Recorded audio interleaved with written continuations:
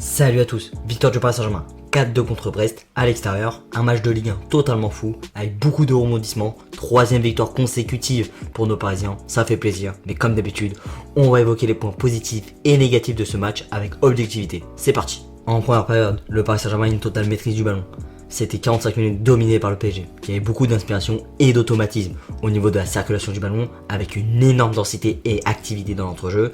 Celui qui, je trouve, s'est super bien démarqué dans ce milieu parisien, constitué de Wijnaldum, Verratti, Gueye et Ander Herrera, c'est justement Ander Herrera, qui est déjà buteur, qui permet de lancer en confiance les Parisiens, qui étaient dans une bonne lancée, et Ander, c'est un milieu de pur football. Il a beaucoup d'inspiration, il est créatif, il tente beaucoup dans la profondeur, il monte vraiment en puissance et découvre vraiment ses qualités au fil du temps.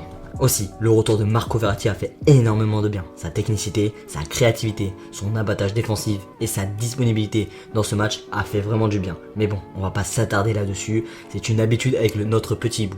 J'ai trouvé aussi dans le top de cette première partie de match un Achraf Hakimi défensivement qui s'élève au fil des matchs et qui, comme à ses habitudes, propose offensivement, percute et apporte sa technique. Il compte vraiment le manque parisien depuis plusieurs années, le poste de latéral droit. Malgré les rumeurs autour de lui par les médias ibériques, Kylian Mbappé montre de l'engagement. Il est buteur de la tête, beaucoup de ballons touchés, il tente même de créer, il est passeur sur les tentatives de Verratti et Mauro Icardi. C'est vraiment encourageant de sa part cette prestation. Seul bémol dans cette période, la grosse erreur de Presnel Kimpembe sur son face-à-face avec Meunier. Il est quasiment entièrement fautif sur ce but encaissé. Encore plus accablant, il est entièrement fautif sur le second but brestois en fin de cette seconde période. En étant en retard sur Meunier, sa qualité de marquage est très moyenne. Il va falloir qu'il se ressaisisse. Ramos rôde dans les parages. Kimpembe n'a pas du tout été patron ce soir, contrairement à son match face au LOSC lors du trophée des champions. Bon bah justement, basculons dans cette deuxième période. On connaît nos joueurs, toujours une baisse de régime. On n'a pas totalement maîtrisé cette deuxième partie, sauf durant les 30 premières minutes, on va dire.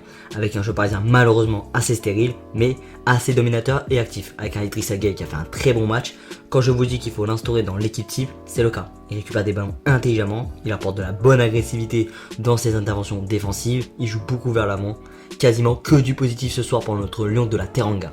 Par contre, je suis moins positif concernant Georginio Wijnaldum. Il a joué en 10 ce soir, tellement qu'il s'est pas démarqué dans ce milieu dense parisien, je n'ai même pas remarqué qu'il était en 10. Il touche beaucoup de ballons, certes, mais sans réellement d'impact. J'attends encore. Je connais le joueur, je l'adore. Question d'adaptation. Revenons vite fait défensivement. Abdou Diallo a réalisé une prestation mitigée. Il a réalisé des interventions défensives intéressantes, mais toujours pas d'impact sur le plan offensif. Et en deuxième période, il a montré beaucoup de fébrilité défensivement. Bon, ce n'est pas catastrophique comme prestation, il faut lui laisser du temps à l'idée de se mettre latéral gauche définitivement. Kylian Navas, légèrement fautif sur le premier but encaissé, a réalisé une belle prestation. Sauveteur sur certaines erreurs de ses collègues de défense, il a montré une meilleure sécurité et sérénité par rapport à son dernier match. Mais il faudra tester Donnarumma, on sent qu'il sent la concurrence. Bon, c'est le moment de globaliser la prestation de nos Parisiens. Belle entame de match, belle première période, maîtrisée par la créativité et l'inspiration de Marco Verratti et de Ander Herrera, la qualité d'engagement de Hakimi et Kylian Mbappé, l'agressivité et la solidité de jeu de Gana Gueye et l'efficacité parisienne.